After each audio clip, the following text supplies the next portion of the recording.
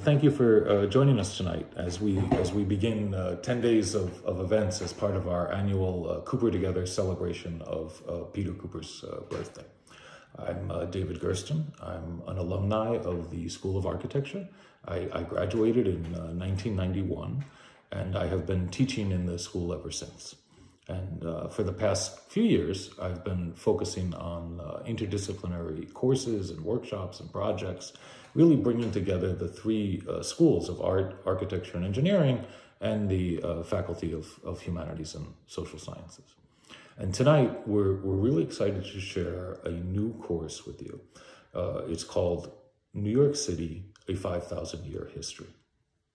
Now, as we all know, this year has brought many new challenges. Last summer, in addition to everything else that was happening, there were some new government regulations put into effect that were going to make it difficult, if not impossible, for many of our international students to attend the school.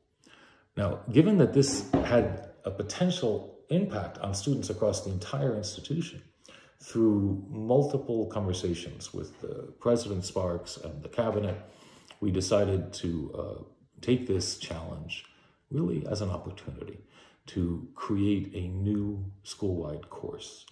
A course that not only responded to these new regulations, but that brings together students from all three schools to explore and to celebrate the international nature of New York City and the long and interwoven impact that all of the disciplines studied at the Cooper Union have had on the ever-evolving life of New York City.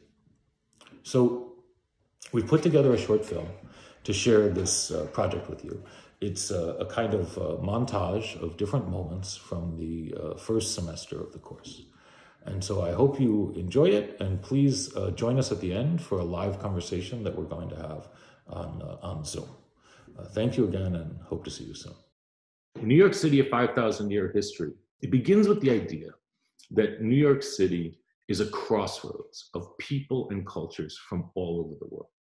And as such, it contains a diversity of voices, of cultures, of knowledge, of experience, and history that literally goes back millennia. And these are woven into the living fabric of New York City, into the living fabric of the multitude of communities that are New York City. The biologic risks of the current pandemic are really a kind of first wave, I would say, and it's setting in motion multiple systemic challenges and systemic transformations, economic, social, political, cultural, technological, ecological. We're also experiencing a kind of global awakening. If there's anything that these multiple waves are teaching us, is that our greatest potentials, our greatest potential for understanding each other, for understanding the world, and for action, are found within our shared questions, right? Within our collective capacity to collaborate and to work together. One of the basic principles of the theory of evolution is proximity, interaction, transformation. Those three words, right? Things near each other, they interact, and they create transformation. The world's population is 12 times what it was just 300 years ago. We're also, of course, surrounded by crises. But there are billions of people that are at risk. Right? The most vulnerable people on earth. We have to be honest, it's possible that our current transformations are creating conditions that could eclipse our capacities for comprehension. So I would say that if our greatest risks lie in our capacity to comprehend our current transformations, our greatest form of risk distribution lies in the broadening of our thought processes, meaning the expansion of our capacity for comprehension. So what I'm talking about is the imagination. What I'm talking about is education. I'm talking about the evolution of knowledge. I always say that the students are the curriculum, and that the whole neighborhood or the whole community is the school. Part of the idea is to bring things near each other and try to do the work to build the connective tissues in our mind about how they relate. We're searching for unknown linkages. You see, unknown forms of agency that perhaps we can't yet imagine. Right? For recombinations that could contribute to our understandings of the crises of our time and the role that we could play in creating the transformations to come. When it was built, the foundation building contained an elevator shaft. It was empty until Elijah Otis invented the elevator. So when Elijah Otis installed the elevator, from that moment forward, the city exploded upward. And this, of course, spread around the world's cities. 10 years after the opening of the Cooper Union and the installation of the first safety elevator, the Transcontinental Railroad was completed, connecting the east and west coasts of the North American continent. No space so vast had ever been shrunk so dramatically. The Transcontinental Railroad changed the scale of the Earth itself, diminishing the time it took to circumnavigate the globe. And the last hinge I want to show is the telegraph and the transatlantic cable.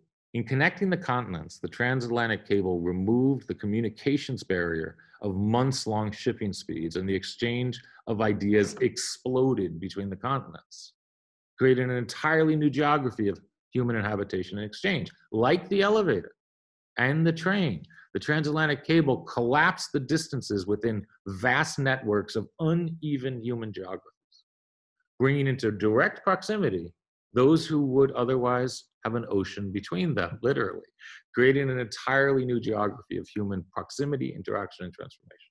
Communication, sharing ideas, sharing hope, sharing dreams, imagined futures, working collaboratively to construct them. That is really at the heart of civilization.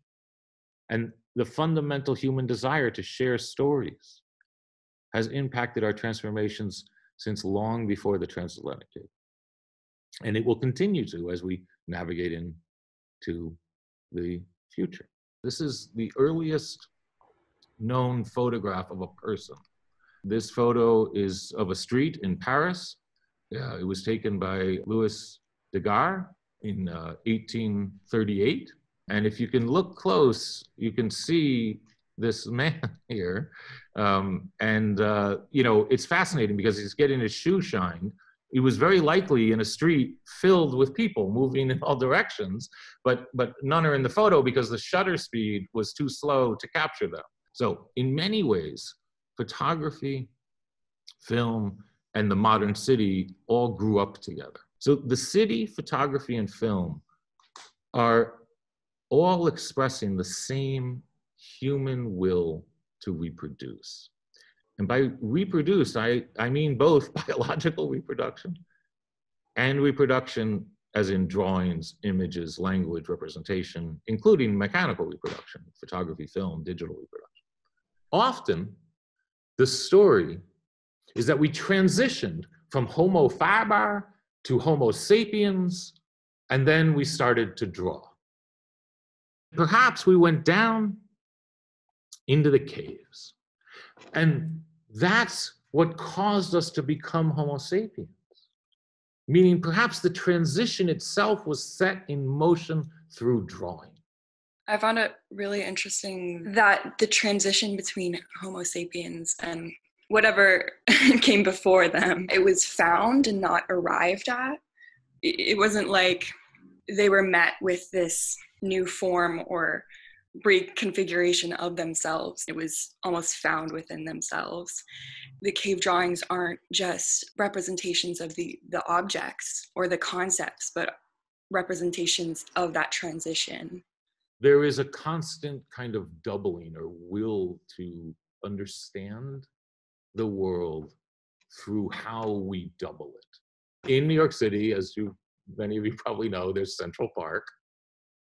And Central Park is a construct. Olmsted actually worked with paintings from the Hudson River Painting School to sort of design this incredible natural experience. We inhabit still lives, and still lives inhabit life. And the borders are porous, right? There is not a fixed membrane separating them. I think what's interesting about parks and access is that how would a city or a municipal district advertise or market a park, considering the fact that it's kind of already like publicly available? It's similar to like how you would advertise, the question of how you would advertise like the quality of water. I love this image. This is the beginning of the Catskill Aqueduct. There it is in construction. It is still following the course of gravity. That means it's still not pressurized inside here. It is flowing like a covered river. They would cut these cuts through the landscape, build it in this concrete, which is really important. This concrete is not reinforced. And that is probably why you're still drinking water out of this aqueduct. Had this concrete been reinforced at that time, it's likely that it would be having structural problems by now. But the strength of the concrete alone and the geometry of the profile that they worked out was perfect. And this aqueduct is still in pretty good shape 100 years later. We could put all of this in a big steel pipe and a suspension bridge above the river. But the builders of the New York City water supply said, we want something that's going to last us at least 200 years. And those bridges would not last 200 years. So they envisioned, this plan for civilization to go forward that far. So just that idea, that it's long-term thinking, it's long-term financing, it's long-term commitment by the people to do something to bring a high-quality resource, a vital resource to the city of New York. It's really one of our most amazing achievements. There are credit instruments. You can think of them in some ways as the inverse of equity, in the sense that they're pulling to the present, they're pulling to now imagined future value. Which story is credible in terms of generating more value, credible enough that we can actually start to use some of that value now? The interaction of these different elements ultimately creates a form of collective judgment, meaning decision-making, how as a group, society makes decisions. This hunt for profit, for more, is the singular focal point of all of this activity. It may seem like we're talking about money, but ultimately, we're talking about how crucial decisions are made about resource distribution, about what the world becomes. Something that is showing signs of not having a future will be brutally erased. And something that shows hope, that people believe is a future, will be given all the resources very, very quickly. I wanted to just open up for maybe next time between the exponential quality of compound interest and the exponentiality of our civilization, especially tangent to the kind of accelerating level of abstraction that we're all headed toward as a result of our social values and also technological advances. But again, it's still about expanding capital. And then you set that against some of the research that's being done in other countries about the limits of growth. So thinking, we can't continue to expand in the way that we are with the world that we live in. We live in a world of planetary boundaries where we are crossing over all of them all right now. So as a society, what do we do? What do we do? And you guys as students are trying to tackle that, and that's incredible. We started to bring this conversation towards research projects that each of the students will be taking on moving forward throughout the year, meaning into the spring semester. And these are based on the idea of exploring linkages between New York City, the United Nations Sustainable Development Goals, the 17 SDGs, and to do this specifically through connections to the students' personal life experiences. I've asked the students to share some brief beginnings. And by that, I mean really just a kind of almost like a statement of interest. Which goal they have chosen, maybe why they chose it, and the beginning relationships that they feel with it from their own experience, and that they could maybe see in relation to New York City. And so it's important for us, I think, to think of this as a background dramatically to the year 2020. And for us at the United Nations, 2020 is an important punctuation mark in what we call, and I think most of you may be aware of, the Sustainable Development Goals. They're not categories. You don't have human rights and peace and conflict resolution and environmental protection and the rights of women. They're not segregated. Each of them impinges upon the other. So when we talk about sustainable development, the key, that word sustainable, you cannot at any point look at a problem from the narrow prism of your own lifetime or your own immediate needs. The idea of spatial literacy, to know that we are not cursed but blessed by our surroundings if we make the most of them. And those surroundings, if I may extend your metaphor, David, go beyond the physical or the architectural to the human. You have to be aware and literate about the space around you, all that it is inhabited by. Ultimately, what matters is human imagination. And there the critical word is not so much imagination, but human.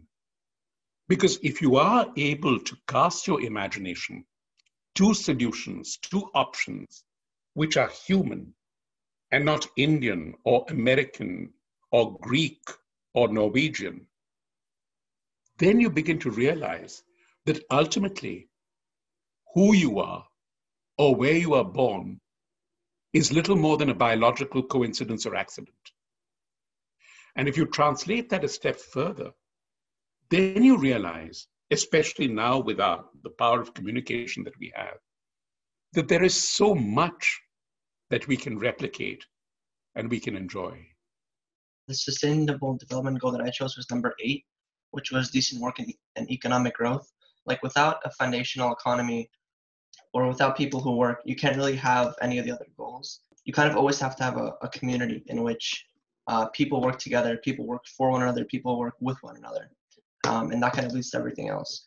And obviously, New York being like the financial capital of the world, the coronavirus, I think it just accelerated to what we will see in the world in like 10 to 20 years, in the sense that like the world is going to be more remote based, like a tech heavy economy. Being able to be anywhere and still do things with people from other places, which you could have done in person, is just a lot more like convenient, and just it makes a lot more sense than actually being there. Is our next city going to be defined by communication not unlike this, where we think of city-states as something more virtual? I think that we assume that the majority of the world is connected to the internet, but that's not the case. There's a certain percentage of the world that's technically quote unquote in the dark. And I guess that's something to talk about too, is like, we assume that because we have all this access to information and knowledge outside of our local communities, that we're in the light, but there's a lot of corrupt ideas in this pool as well that we subject our minds to. What I'm going to read to you is kind of some goals or ambitions that I imagine a kind of educational environment engendering, and kind of like a value system that can be created amongst like local communities through education. These schools would decentralize and dehomogenize the canon of Western indoctrination by cultivating local minds in order to address local problems. All too often, great minds are exported out of their native communities for the betterment of foreign locals. I've learned more about the establishment of how public schools came to be in America, and the fact that they were really about sifting through the poor and finding the 1 or 2% that they thought was worth educating. And I think that there's a lot of that initial principle, which was actually written about, Thomas Jefferson writes about, that still exists in schools today. especially in New York City. It's very uneven how money is allocated across schools. I'm really touched by the first one. I think the whole notion of education that is anchored in the local and in a kind of diversity of voice is just, it's exactly what we need. This is actually key in education, and it is actually key in the Cooper Union, that the students have a knowledge that needs to be projected onto the city. The sustainable development goal I chose was number 3, well-being and good health. I want to take this chance to examine some of the land use decisions made in New York City before, to see our landscape as a series of social and ecological relationships. In the 1960s, the Bronx was experiencing a shortage of firefighting and prevention services. Sometimes the cause was the crumbling buildings themselves. They were crumbling, and they were also overcrowded as a result of poverty. And other times it was because there were intentional arsons set by landlords. In the 1970s, you can see from the graph on the left that there is a budget deficit in New York City. I just also want to mention that in Iran, in the old cities where there's a fabric of the old city, these houses are made out of mud. So actually what happens is that the heritage ministry says that, you have to protect this house because it's a heritage. But the owner of the house doesn't want to, because it's very costly to do that. So they actually fill it up with water, and the water makes the mud fall, and it becomes a ruin, and then it's not a heritage anymore, and then they can sell it as pure land. So it was also interesting for me how they used fire to collect insurance, but this issue of like fire there and water here, but it's all for real estate again. According to the research that's done by the UN, it is said that there's overconstruction going on due to the lack of overall city planning. The physical expansion of cities is faster than the rate of population growth. If you see the chart below, highlighted Europe and Northern America, you can see the significant rise of the construction and versus what is actually needed. That's kind of remarkable, especially if you would factor in the homelessness rate and the need for housing. So that growth in construction is not aligned with the need. For the sustainable development, I think there can be 3 aspects of viewing it, which are economy, environment, and equity. So for economic development to the society, the biggest feature of transportation is its high efficiency. So in the future, with the development of science and technology, we may have new ways of transportation. And apart from that, the existing facility also need to be reformed a lot. For example, we need to encourage the integration of multiple modes of transport and unify the charging system.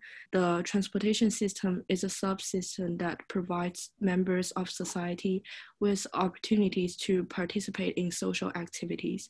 So the service level of entire transportation system reflects the quality of transport service enjoyed by all members of society, and also reflects the level of social welfare. At the same time, given all of the benefits of urban public spaces and parks, only 47% of people have access to it, which is a very significant thing, and this leads us to rethink and to think about what does the planning of the city do, and what is the best form that open public spaces can take, and how can those public spaces benefit the people in an equal manner. In the age of COVID, when we're all quarantining at home, maybe everyone needs more access to outdoor space. What does that mean? How can it be provided? What kind of typologies do we need to invent? Also for self-care, right? In addition to for professional chronic care. At the same time, I think what is dangerous is the idea of what is status quo, that the status quo is gentrification, that something like the idea of the garden and lungs for the city becomes a real estate project. that architecture is at the service of real estate. My whole entire life, I've lived in Virginia Beach, Virginia. I was quickly driven to the SDG number 15, which is life on land. And it reminded me of an experience I had. One of the first weeks I was in New York going to school, I was walking up to the foundation building and I picked up a single acorn, not really thinking much about it. And I walked into the school. And one of the friends I had just made in the school, it was his birthday that day. And I lightheartedly thought, I'm going to give him this acorn as a birthday present. And I handed it to him, and he looked at it for a little bit, and he asked me where I got it. And I said, they're sitting on the ground right outside the building. And he said, I've never seen acorns on the ground outside the building. Growing up in somewhere that isn't, a big city, I don't think of, the man-made facilities or structure as outside of nature. So it brought me to the first question, which is like, how do you convince someone who is inside of something man-made that they are still part of the natural world? I think that one of the key problems with trying to relay this perspective is actually the time frame for humans is so much faster. And we look at forests that are built and grown over hundreds of thousands of years that can be cut down within, days. So it's two different time frames, two different speeds that are occurring at once. And I want to look more into how to, represent that, and then how to educate people on that other perspective and that other grander time frame. In a way, the chemistry of the bulb is actually very clear, but the acorn is another example of the very same thing. It's a technology that's overlooked, but it's right there in front of us. So to try to find a way to reframe it and understand it in a new context that has power, to leverage it, could be amazing. I just want to say that it's really an amazing moment. And, needless to say, there's great fortune in being in this particular experiment together. And the things that you will be able to teach one another and learn from one another, even at a so-called distance, is kind of invaluable. And the knowledge that you will be acquiring in this particular structure is amazing. It's incumbent on all of us to try to continue to make our work. And that just means getting through the next day and the next project and trying to find something that inspires you, that you can move down the road, and having faith that that will have a conversation with the greater good. All right, well, listen, thank you, everybody. I really, really enjoyed today.